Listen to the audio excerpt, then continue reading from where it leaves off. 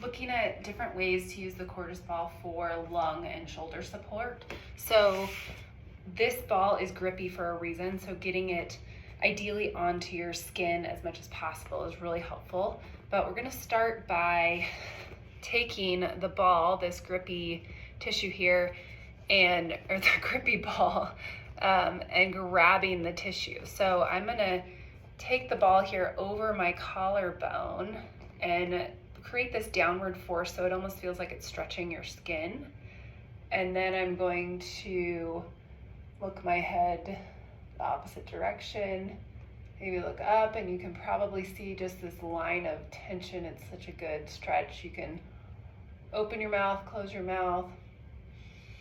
And so we're just mobilizing all the good structures that we were talking about that run underneath this collarbone, feeding blood flow up to the neck and the head and then into the shoulder as well, and just freeing up that lung that sits up in here as well.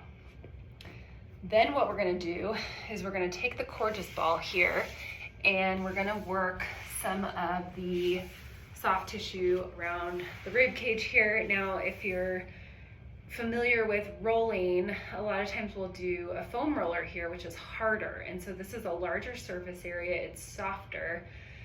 So with our deeper breath, wherever the ball is, we can get some really good mobility in the deeper lung structure, the pleura, the covering around the lung, the muscles in between the ribs.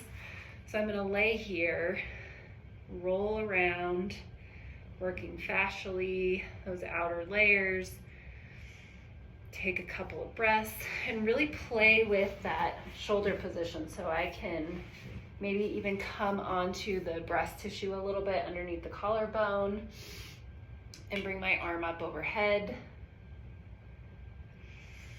And using that deeper breath, and then I can roll onto my back here. And just really try to think of covering all the different areas of the lung that we can actually access here. We can come onto our back here and get both at the same time. Again, just with that deep, deep, deep lung breath. And then also coming completely onto the front side. So just underneath the collarbone, taking some deep breaths. I can roll across this area. Just really get creative trying to work the soft tissue and getting those ribs to move as well.